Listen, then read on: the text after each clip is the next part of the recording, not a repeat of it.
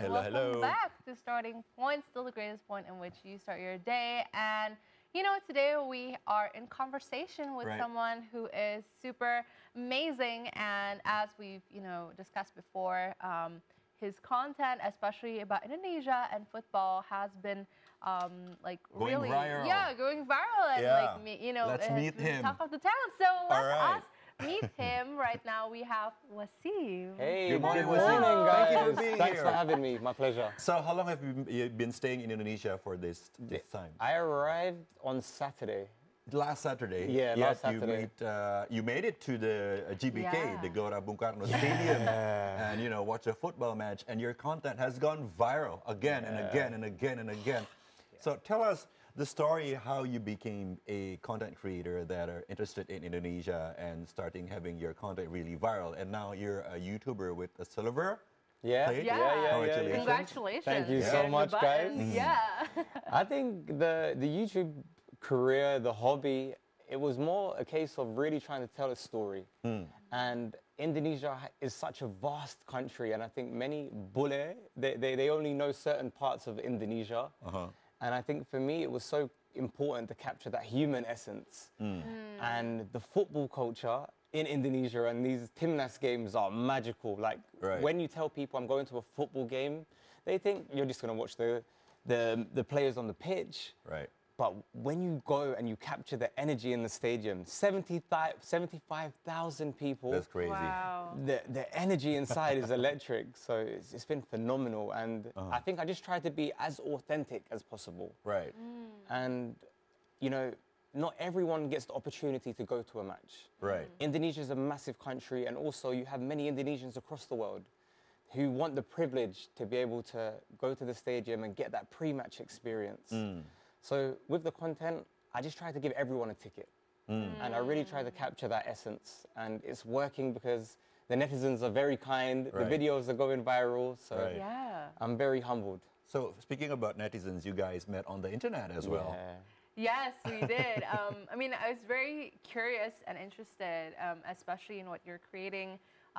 In particular for Indonesia, which is, the point of intrigue that I kind of want to touch upon is like, why Indonesia? And, when you first started Waseem'S Way, did you always have this idea of like wanting to go to Indonesia, or, what kind of like struck a chord in you in the first place? I think for many people, especially in Europe, when they think of Indonesia, it's sad, but they think of Bali. Bali has this reputation. It's like, I'm going to Indonesia. Where? Bali. Yeah. But for a country with, I think it's 275 million people. It's a lot. A lot of people, right? And when you think of from Aceh to Papua, there's so much more than Bali. And I had a comment on a video which was like, you need to check out, there's a musician called Alfie Rev. And he creates Wonderland Indonesia. And I remember watching this video in my room and my mind was blown. Where do you live in? In London. In London? In London. So I'm born and raised in the UK. And I remember watching Wonderland Indonesia and I was like, what is this Hollywood production it's made really good. by a guy in Bali? And it completely changed the way I was thinking because you've always associated high-level productions with Hollywood. So your interest started from browsing on the internet? And when was this? Like 2.5 years ago. Wow. 2.5 years ago. Wow. That is crazy. 2.5 years ago, but it was just the talent. And I think I was so intrigued about the production, but also how proud Indonesians are of their culture, of their history, the Independence Day. And the comments that I was getting from netizens was like, please come, we'll welcome you, we'll feed you. And it was so consistent and so authentic that I was like, okay, let me give this a go. And then when I came here, the kindness, the warmth was phenomenal. So the first time you came to Indonesia, you landed in Jakarta? In Jakarta. And then you stayed for a while and then you went in several... what are the places that you've been in Indonesia? Okay. I'm slowly getting a longer list. Jakarta, Bandung, Jogja, Lombok, Bali, Aceh. Wow. Aceh, that's quite far. Yeah, Aceh is a trip. I think even with Aceh, it's a two-hour flight. What made you decide to go to Aceh? This is a good story. I think when I was a lot younger, I heard about the tsunami. And I think when I was younger, I couldn't quite compute how vast this tragedy was. And for me, it was really important to go there and pay my respects. As a grown-up, I remember the stories, but when I went there, the people of Aceh and the spirit of Aceh like blew my mind but touched my heart. And I think when you understand the scale of the tsunami, and me as a bule and only understanding that tragedy from a limited perspective, being able to go there and understand, but also see the strength of the people. And I think when we talk about mental health, when we talk about trauma, when we talk about rebuilding, the spirit and the faith and the strength of the people in Aceh should be a case study for the world, you know? When we look at how to recover and you look, I think the population's around 300,000. Over 100,000 people died. Yeah. That's 1/3, right? And to be able to go through something and also see how big it was, the scale, you're seeing items, shipping containers, massive things, move from sea to land. Yeah. And for me, I was more intrigued with the mindset and the values, and the people of Aceh were, one, really kind, but for me, I was more mind blown about the strength of the people. And I think that's something that like you could possibly only get, you know, actually being there physically in person. And you said you were also making a documentary there. Am I right? Yeah, so I think when people think of Aceh, there's sometimes stigmas attached to places. And for me, wherever you go in the world, you respect local custom, you try and understand local culture. And I want to be part of the conversation with content that tells an authentic story, but also highlights similarities, right? I think when we look at the world now, there's so much division. Right. There's so much conflicts. And I think when we look at shared human values, regardless of religion, ethnicity, we connect on so many levels. Yeah. But it seems like in terms of storytelling and really trying to unite people, that's not spoken about enough. And some things like, you can go somewhere, there could be language barriers. Sometimes I go places in Indonesia, people don't understand English. My bahasa is still only sedikit.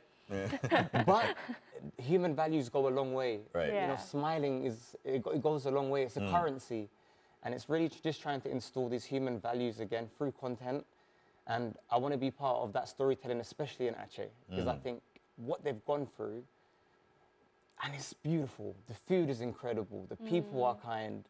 You know, the sights are phenomenal. Some of the most beautiful beaches. So I really want to share that with the world, and for people to think of Indonesia and see the vast beauty, not just, oh, we're going Bali, we're Right. going surfing in Bali. It's like, don't undersell something so beautiful and minimize it just because of naivety. Right. And yeah. So our viewers can find these documentaries and all the content on your YouTube channel, and it's called Waseem'S Way. Yeah, correct. So how does it work? Are you your own team? Do you have a team that comes with you from London? Are you hiring people in Indonesia? So Yeah. tell us technically, how does this work? I think primarily I'm a one-man band. All right. Oh. And I think, especially, I would still say I'm still pretty young in the content game. You know, I have like a 3-year strategy. This is only year 2.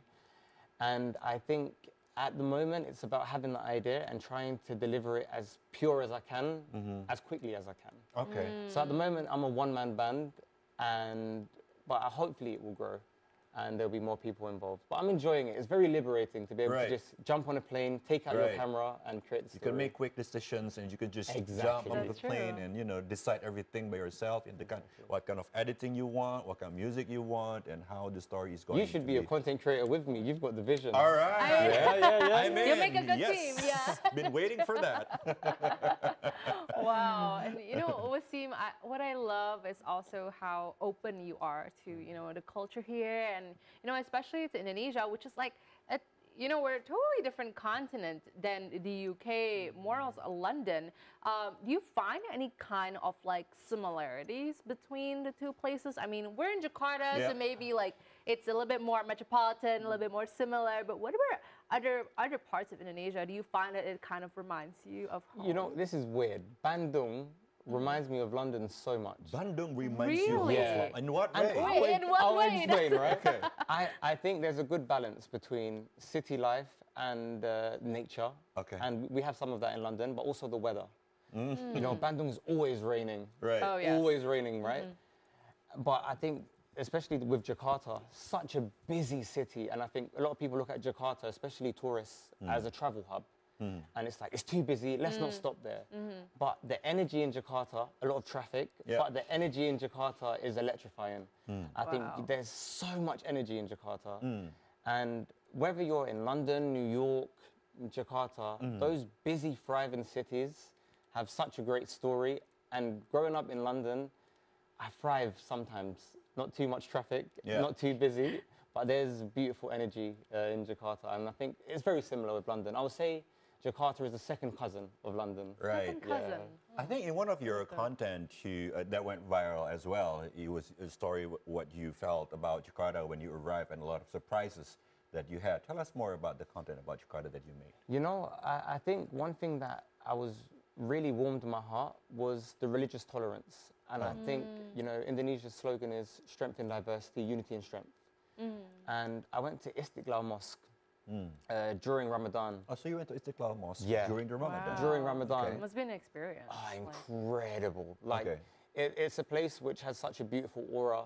And especially during Ramadan, one thing that really blew my mind and warmed my heart was the essence of family.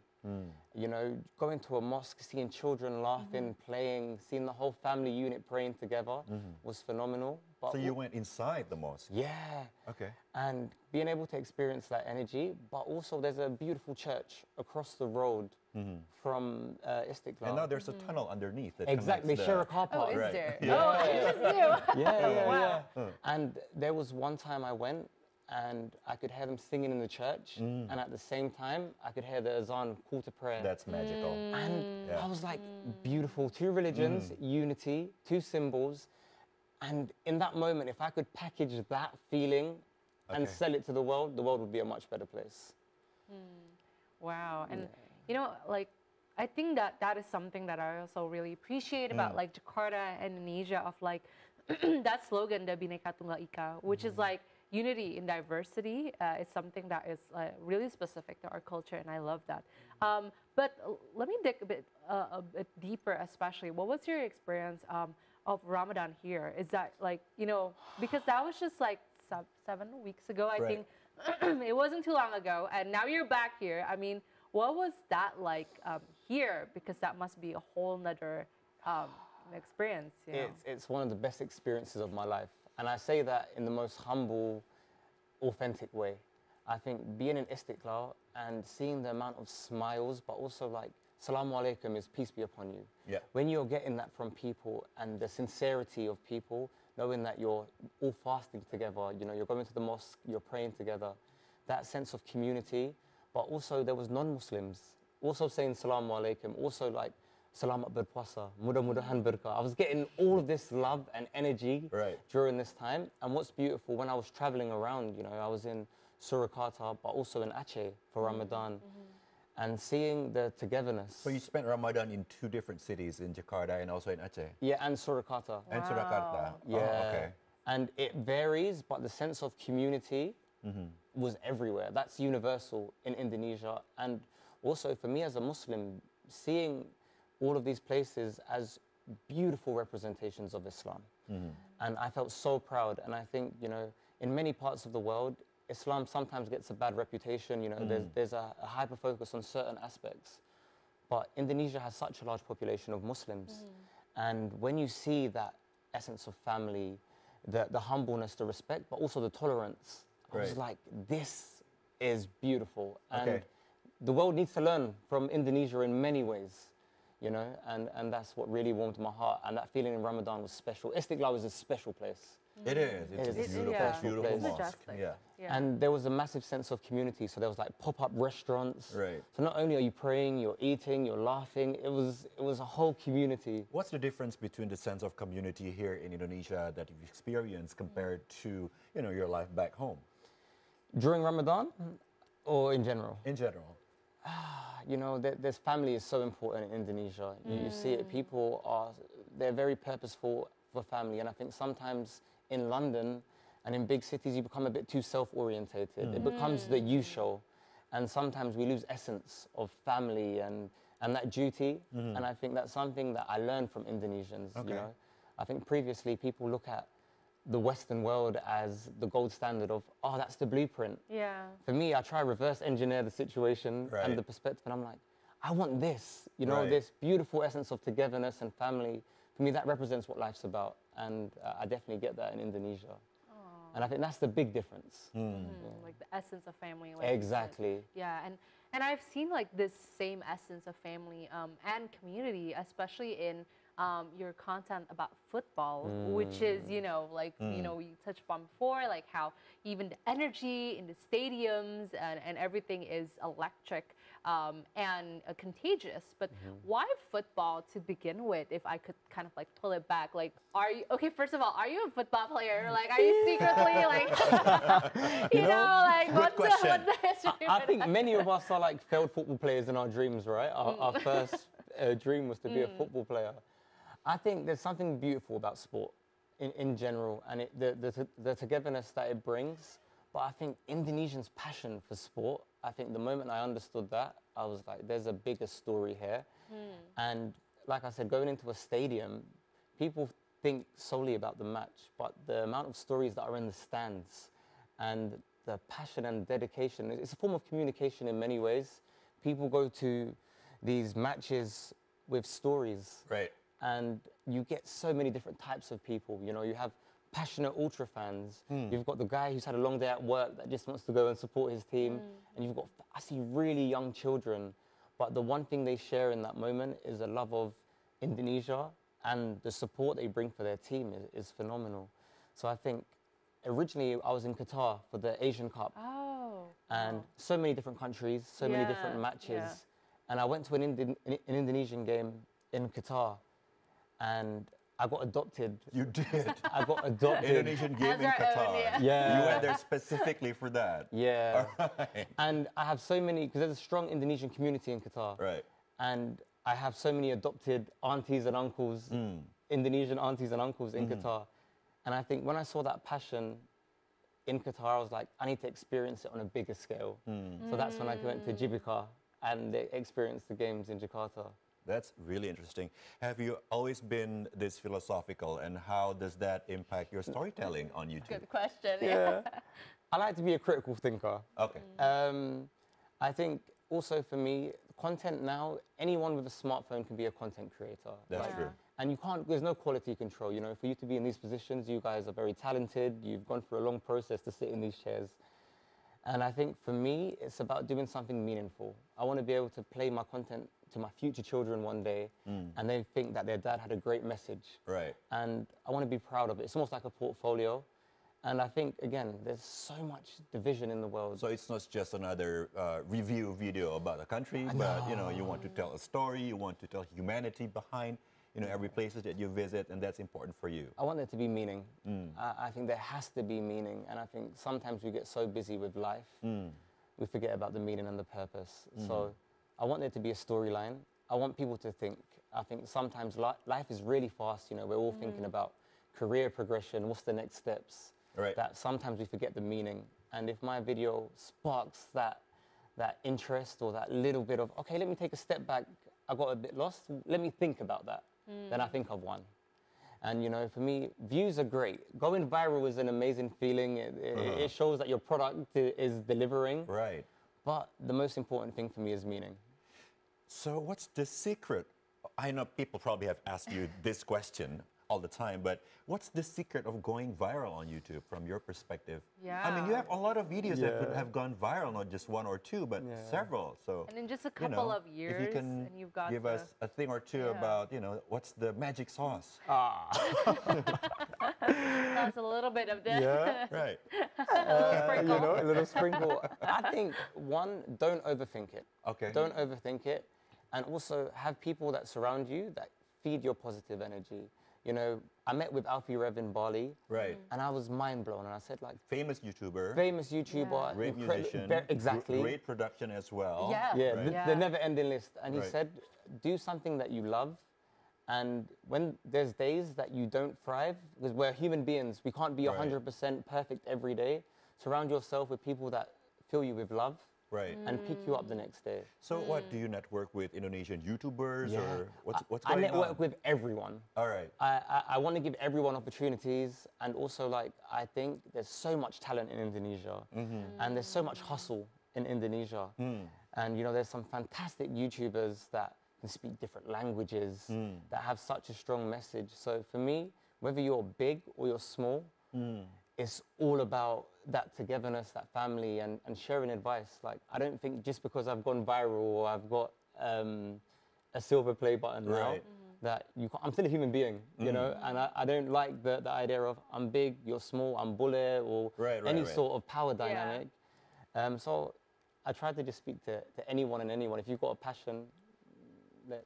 So how does it work? Do you now live in Indonesia or you go Yeah. back and forth? You go or, back and know? forth. I go back and Oh, forth. you go back and forth. I'm a victim Wow. of jet lag. It's- Yeah. Yes, like Okay, okay. you- Same as Audrey Wow, here. He yeah, so just got we're, back from United States like a couple of days ago. Yeah, we are both surviving, Uli. Yeah. From this Jet lag survivors, right? Yeah, how long is it from here to London? So with a stopover, it's normally about 17, 18 hours. 18 hours, all right. That's long. And then I think Wow. you're 6 hours ahead. So it's like, I feel like I have to sleep twice to catch up. Yeah. So like what do you, like true. you go to Jakarta and then you make a couple of videos and you go back to London and then like you repeat the same cycle or Yeah. like what's going on? I think I create content and then I go back home. I look at the messaging that I want to do. How can I improve? I almost do some self-evaluation and then reevaluate, jump back in, swim again, take the Yeah. work Oh, back. okay.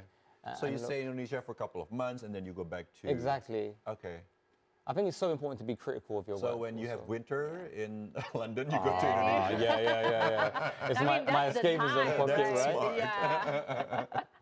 Wow. So when are you gonna be back here? Because you know you're only here right now for like a week. I think. Oh, it's just for a week now in Yeah. Indonesia just to see the, The- you know, the the football Timnas match and game, then yeah. you go back Yeah. to It's such a historical moment. Like you guys are It winning. is, You're right. so close to the World Cup. Yeah. Yeah.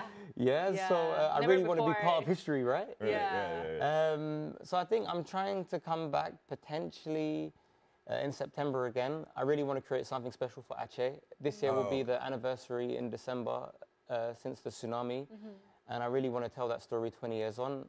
So I think that's the plan to come back sometime around September. That to is create that. Yeah. so awesome. Can you tell our viewers how to be part of your world, you know, your YouTube channel and probably your other social medias that, you know, people can connect to you? Yeah, it's just Waseem'S way across all platforms. I appreciate all the kind words because I get so many kind words from Indonesians, from netizens, and I feel like I have a million aunties and uncles here. I have 100 invitations to get fed, so it's just. I love that. I love it. I'm always in the mood for martabak manis. So if Oh. anyone Yum. wants the way to my heart, martabak manis. Wow. Yeah. Okay, well, Waseem, thank you so much again for coming on the show. It's such a joy and pleasure to talk to you this morning, and we do wish you all the best. And we'll be in touch, Uli, and we'll watch your content definitely. Definitely, yeah. Waseem'S Way, everybody. Yeah. YouTube and Instagram as Waseem'S well. Way, YouTube, yeah. everything Instagram, Waseem'S Way. TikTok, I'm there. what else? X? Yeah, I'm Yeah. there. Everywhere. Yeah. I'm everywhere. Everywhere. I mean, it's Waseem'S Way or no way. So. All I like right. that. I like that. Yeah, well, thank you for Okay. watching this, and we're going to be back with you with more positive news after this. So stay tuned on Starting Point after a short break. Pacific Mall, modern Jakarta.